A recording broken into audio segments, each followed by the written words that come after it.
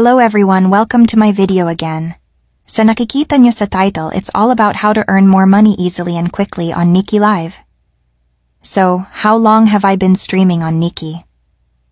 I'm streaming here since I was still studying before, and go back this year of January. How much money have I earned on Niki? Charm level in Niki would tell you how much money you made already.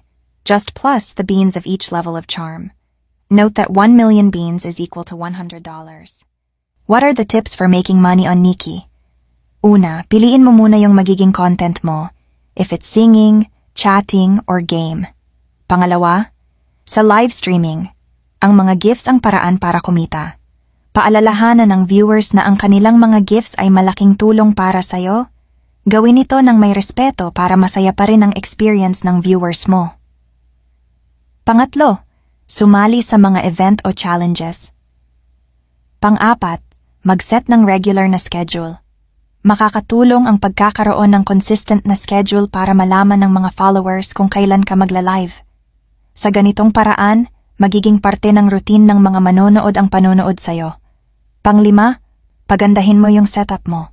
Mag-invest sa magandang camera, lighting at stable na internet connection para mas presentable ang iyong livestream. Kapag maganda ang quality ng video mo, mas maiengganyo ang mga manonood na magtagal sa iyong live at magbigay ng gifts. Pang-anim, collaborate with other streamers. Maari kang makakuha ng bagong followers mula sa kanilang audience at pareho kayong magkakaroon ng opportunity na makilala at lumaki ang kita. And lastly, be consistent and have fun. Importante ang consistency at enjoyment sa streaming. Kapag masaya ka sa ginagawa mo, makikita ito ng iyong mga viewers at mas magiging natural ang interaction. Gawin mo din yung mga task. By completing it, you will receive rewards na makakatulong din para madagdagan ang kita mo sa Niki. Maliban sa gift and tasking, meron din si Niki ng invitation rewards.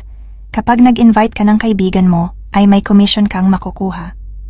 Promote it sa social media. In that way, maaari mong i-reach ang mas maraming tao.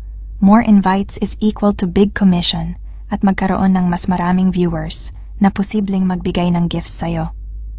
Why did I choose Niki over other live streaming platforms? Yung Niki yung unang application na ginamit ko for live streaming and earning money, so it's in my heart to use it over the other platform, which provide chatting and making friends. It's a friendly app that you can use and earn high income. How to make money through live streaming? Nasabi ko na nga yan. You can make money from your supporter with your passion to go live streaming at yung Niki yung tutulong sa'yo to connect you from the viewers and earn. Para sa mga gustong kumita sa pamamagitan ng live streaming, mahalaga ang pasensya at dedikasyon. Hindi agad-agad darating ang tagumpay, kaya't kailangan ng sipag. Mas madali at mas masaya mag-stream kapag mahal mo ang ginagawa mo. Tandaan ang pagiging natural at totoo sa harap ng camera ay isang malaking aspeto na makakahatak ng mas maraming manonood. Kilalanin at pahalagahan ang audience mo. Makinig sa kanilang mga komento, makipag-interact at ipakita ang pasasalamat sa kanilang suporta. Kapag nakakaramdam sila ng tunay na koneksyon sa iyo, mas malaki ang posibilidad na susuportahan kanila sa mas maraming paraan, tulad ng pagbibigay ng mga virtual gifts. Ang matibay na relasyon sa audience ang magdadala sa iyo ng tuloy-tuloy na kita sa live streaming. Maging consistent at huwag sumuko. Hindi agad-agad darating ang kita, kailangan ng tiyaga at pagsisikap. Magplano ng regular na schedule para sa iyong mga live stream at pagbutihin palalo. Sa sipag, dedikasyon, at malasakit sa iyong audience, tiyak na makakakita ka ng resulta at kikita sa mundong ito ng live streaming. That's all for today, guys. This is Jennifer reminding you to always start your day with a smile on your face. Have a great day always. Thank you.